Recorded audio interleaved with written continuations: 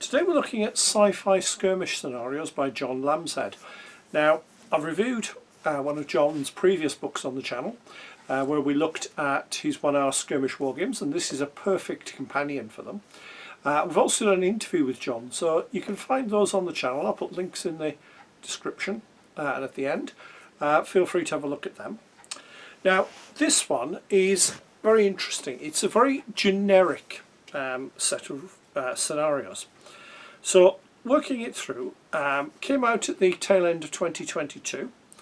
It is available on Amazon, and I'll put a link in the description. If you are thinking of buying it, please do it through the link, because then I get no extra cost to you, a few proceeds which I can use to buy further stuff for review. So we've got a foreword by Rick Priestley. We then come into the introduction, which looks at skirmish games. Why develop a book of scenarios? And he does suggest this can be used for quite a range, because he looks at 1930s style sci-fi, 1950s style sci-fi, post-apocalypse, and high technology. So he gives those as examples of what you could use it for. So it looks at developing your very own dystopian world, and it basically has, it's best described, I think, as a world that seems to mix sort of the grimdark 40k and Necromunda in particular with Judge Dredd or with cyberpunk. So it's that sort of setting that we're sort of looking at. And you basically have a super city, and he breaks it down into areas such as the green zone, industrial, ruined areas, corporate security, militias. So he breaks it down to all the different factions and areas, organised crime, street gangs, cults. So there's a nice variety. You can find something in there to use. So you then move into using the scenarios, and he sort of gives the general background to them. We'll have a look at one in a bit more specific.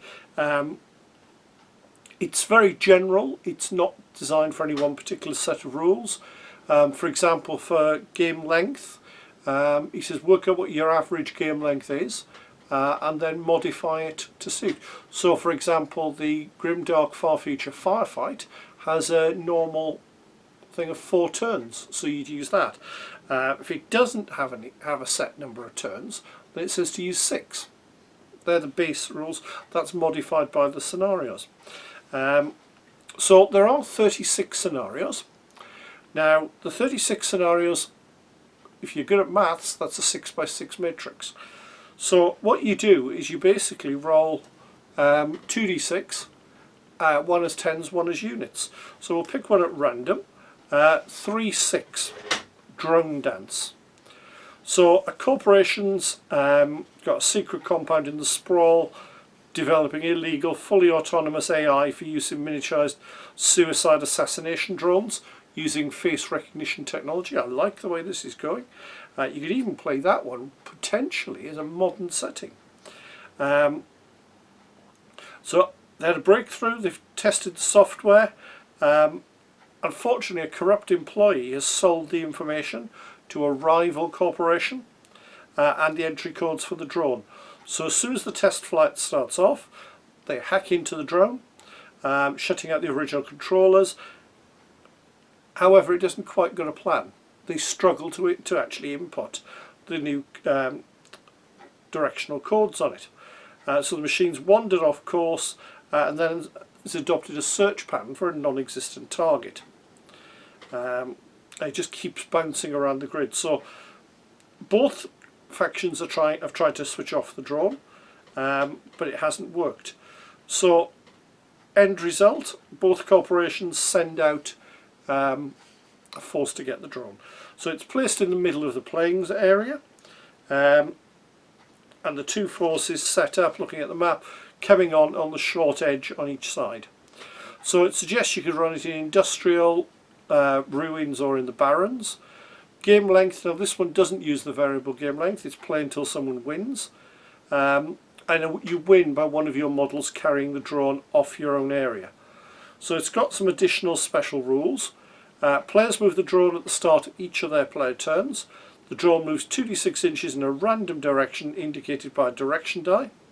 The drone flies about 1 metre above the surface, rising over obstacles as necessary at no cost. The edges of the playing area or the edge of the setup zone indicate the invisible limits of a self-imposed search grid. So when it bumps into one of the walls, it bounces off at the same angle. Very much if you've ever played squash or anything like that, using that sort of angle. So basically it mirrors itself when it bounces. Any model moves into contact with the drone, shuts it down, and the model is deemed to be carrying it. A model carrying it cannot shoot but may defend itself in close combat. The drone is released if the model carrying it is killed and becomes active again, returning to its original behaviour. Now he's put some notes in as well, this is a great deal of luck in this scenario. The first couple of turns, if the drone moves at high speed straight towards models coming up the setup zone. It does suggest a tactic to offset this is to run at least some models as fast as possible down the table to have a presence in the enemy half. So that's a sample scenario, quite a simple one. They do get more complex. So you've got that. You've then got some colour pictures showing various examples of 28mm figures. So you've got some from Wargames Atlantic that the author's got. So John's figures are police there. You've got some cult members from Games Workshop, Philip Sidnall's photo, a well-equipped mercenary team of 1970s Asgard miniatures, and I think I still have one of those somewhere, and various other examples. So you've got a few pages to show you sort of some of the breadth of some of the figures and some of the ideas that you can create with them. I'm not a huge fan of colour photos. I think, to be honest, they probably add to the cost, and they remind me very much of the 1980s sort of books I used to get, and then you'd go to try and find them and they were out, figures stopped being manufactured or something. So there's a bit of a downside with that. So we've got that. At the end of the scenarios, there's actually then a random scenario generator. So the random scenario generator gives you 2 rolls for what forces, rolls for game length, plenty of variation in there, because it's got some where there's countdowns, there's some where it's just set numbers of turns, some with variable turn limits and so on. There's 6 different maps with different setup layouts, and a dice roll for the type of territory, dice roll for the objective to win the game, 2 sort of parts for that, objective and how to win, random events, so there are things in there like wandering monsters, dangerous ground, things like that. So that's quite a nice one. So it actually gives you scenarios there straight away that you could be using even if you don't use the main scenarios. Now John wrote this during COVID, during the lockdown, so he actually put a couple of solo scenarios in as well. So the first one is you've got a commando raid, and basically you have to fight your way to take out an objective past infantry and heavy weapons. Fairly simple scenario. The enemy don't do a lot with this. There's a little short AI for how they actually fire, and the rules for destroying the objective, and some notes to help modify it. Simple enough game and very much an attacker based game. Second game is flank guard. You're the flanking force and the enemy are counter-attacking into your flank. Quite a nice one. It's very much almost like a Space Invaders type game where the enemy will start moving towards you. They're much more randomised in this. There's a roll to see what they do. So for example a 3, the enemy moves straight down the table, straight towards the player's table edge. Or 5, moves down the table at 45-degree angle to the left of the straight route to the player's table edge. And it talks about what they're firing is there. What happens if multiple casualties are caused in a turn? So it's a nice little AI. Simple enough little games. I'm going to definitely have a play around with them. And then he moves into campaigns. So talks about sort of the principle behind campaigns, that balance, having a strong story or narrative, having multiple objectives, how to link scenarios, and how to win and lose the campaign. And the biggest principle, 6, have fun. He's then put 3 examples of campaigns in as well. You've got a test of strength, which is 2 gangs basically fighting it out. There's a grand total of 6 scenarios, but you will only actually play, I believe, let me get this straight, play the first 2, then you've got an option which one you go to, then there's 2 scenarios at the end. So there is a slight variation within that. And that carries through into the other campaigns. They do branch. Usually they reunite back at the end.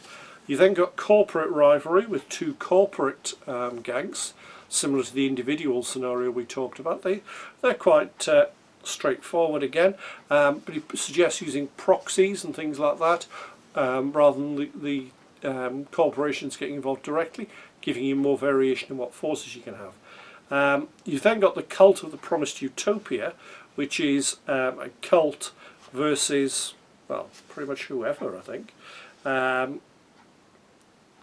It's looking, yeah, sort of corporate management, economic structure. So it's corporation, but they could be using their own corporate security, mercenaries, the proctors, which is the police faction, or even a hired street gang is just deniable. So again, you've got the scenarios there, and they link back to the individual scenarios. You've then got an appendix of model manufacturers and publishers for rules.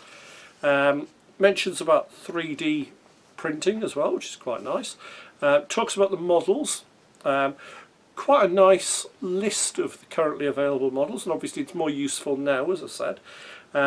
There's all the obvious ones that you would expect in there. EM4, Eureka, Games Workshop, Ground Zero Games, Mantic, you know, all Old Crow miniatures, all the ones that you expect. But I did like the fact that Ramshackle Games, which we've talked about a bit on the channel, with Curtis regularly inviting me down for a game, they're mentioned in there. So there's a nice little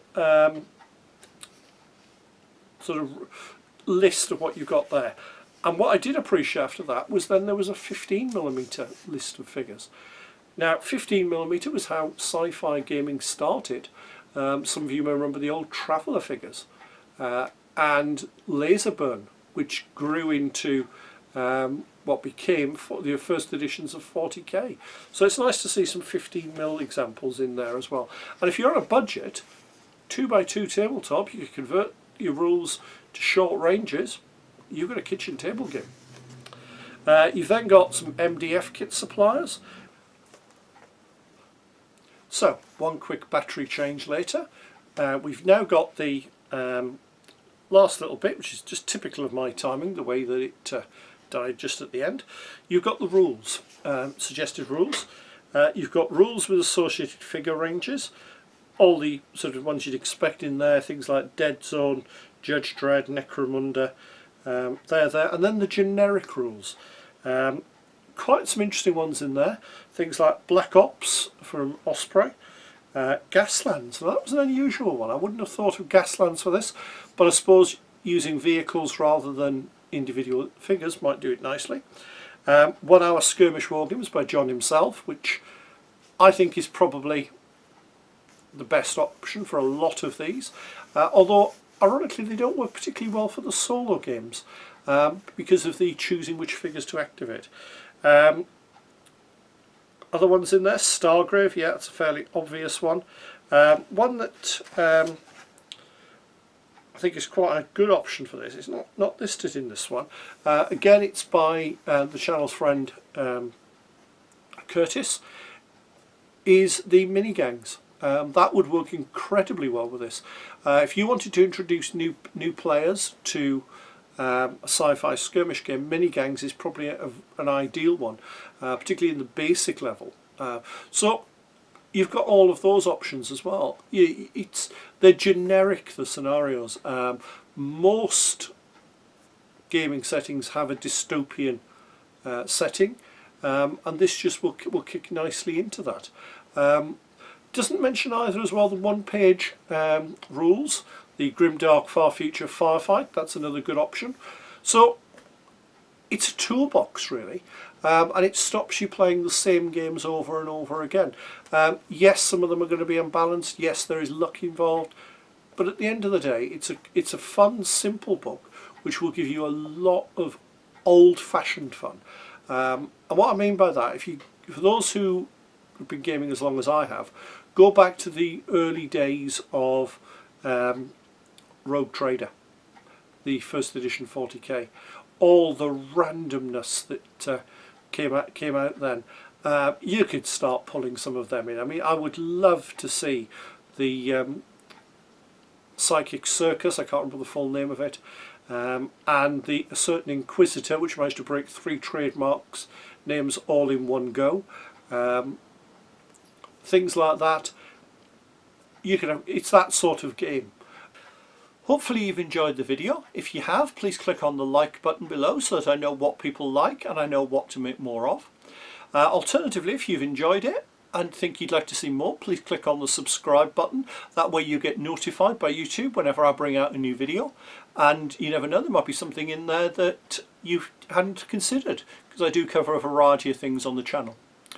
And finally, if you have a little bit of cash going, I now have a Patreon account. I'm always looking for patrons, because at the end of the day, let's be perfectly honest, it's a good way for me to get a little bit of money that I'll use to buy review items or to travel to museums and so on. I don't put a huge amount on that. At the minute, all we've got is one tier charging £1 a month, which just, as I said, helps cover my costs. See you soon.